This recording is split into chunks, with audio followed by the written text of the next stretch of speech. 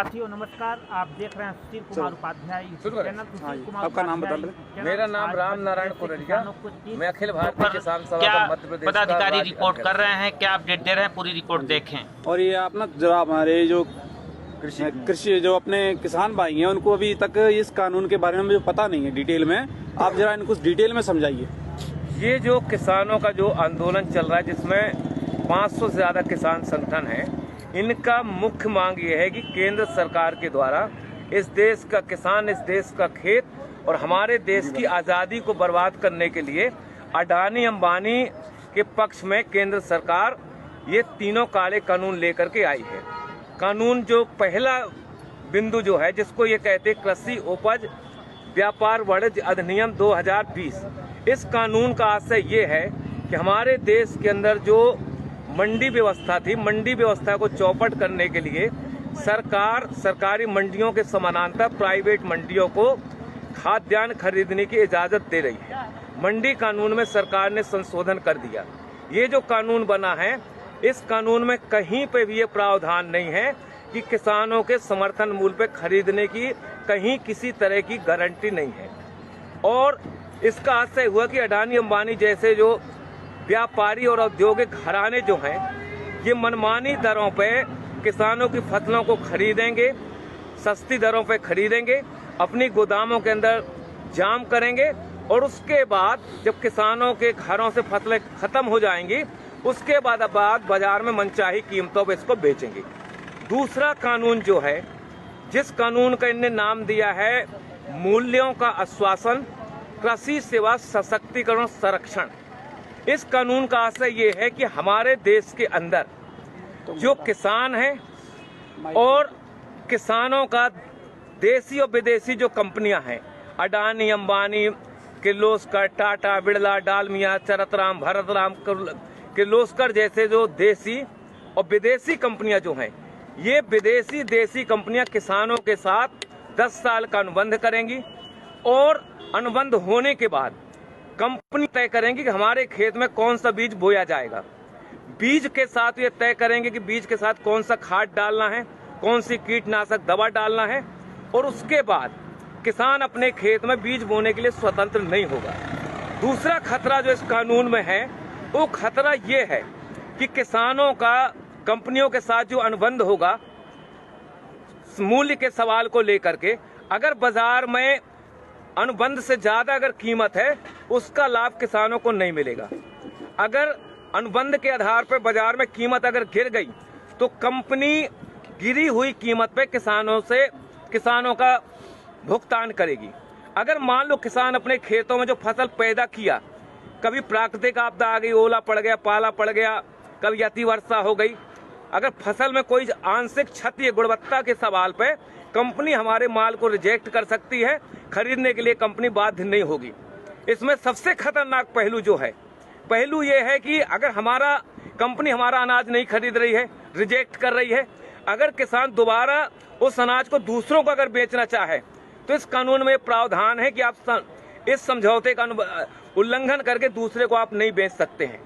इस कानून में सबसे खतरनाक पहलू जो है कि ये न्यायालयीन प्रक्रिया से बाहर कर दिया गया है। एसडीएम कलेक्टर जो है इसका निराकरण करेगा, केंद्र सरकार का प्रतिनिधि निराकरण करेगा। कंपनी और किसानों के बीच में अगर कहीं पे कोई विवाद होता है, तो इसमें हाई कोर्ट, सुप्रीम कोर्ट जाने के किसानों को अधिकार नहीं दिए गए हैं। और हम और आप ये जानते हैं कि एसडीएम और कलेक्टर जो है, ये राज्य और केंद्र सरकार के प्रतिनिधि होंगे। कंपनी के बड़े बड़े वकील पैरवी करेंगे और किसान के पास इतनी ताकत नहीं, इतना पैसा नहीं है कि उन वकीलों का मुकाबला कर सके, और आखिरी में किसान के खिलाफ ही फैसला होगा। इसलिए ये कानून ठेका खेती वाला जो कानून है, खतरनाक कानून है। इस कानून से हमारे देश की खाद्यान्न सुरक्षा खतरे में पड़ेगी। हमारे कंपनियों को अगर ये लगता है कि दुनिया के देशों में कौन सी चीज की जरूरत है, अगर उनको लगता है कि रतन जोत पैदा करना है, उनको लगता है मशरूम की खेती करना है, तो आज हमारे देश का किसान अपने खेतों में जो धान पैदा कर रहा है, गेहूं पैदा कर रहा है, कंपनी उनको मजबूर करेंगी रतन जोत और मशरूम की खेती करने के लिए, क्योंकि बीज वो देंगी। हम लोगों ने देखा हिंदुस्तान के जब ईस्ट इंडिया कंपनी का कब्जा था, ये जो बंगाल था, जब हिंदुस्तान और पाकिस्तान नहीं बना था, बांग्लादेश नहीं बना था, उस समय ईस्ट इंडिया कंपनी ने वहां के किसानों को बाध्य किया था नील खेती करने के लिए।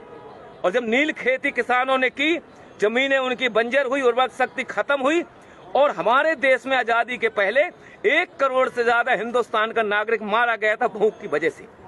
तीसरा कानून जो है, तीसरा कानून का नाम यह है कि अति आवश्यक वस्तु अधिनियम 2020 संशोधन कर दिया। इस कभी तक हमारे देश का जो कानून था, उस कानून में प्रावधान ये था कि हमारे देश का व्यापारी, हमारे देश का औद्योगिक घराना एक सीमा से ज्यादा अपनी दुकानों के अंदर किसी भी वस्तु को अधिक समय तक जाम नहीं कर सकता था। इसमें कानून बना हुआ था। अब सरकार ने फैसला किया है, हिंदुस्तान के खेत में जो हम पैदा करते हैं, गेहूं, चना, अलसी, मसूर, बटरी, दलहन, तिलहन, शक्कर और सब्जी और फल, इनको आवश्यक वस्तु अधिनियम की परिधि से बाहर कर दिया गया है। व्यापारियों को खुली इजाजत दे दी गई है, जितना चाहो आप खरीद लो, खरीदने के बाद अपनी गोदामों में ताला डाल दो, बाजार के अंदर संकट पैदा कर दो, बाजार के अंदर हाहाकार मच जाए, रोटी के लिए जनता तरसने लगेगी।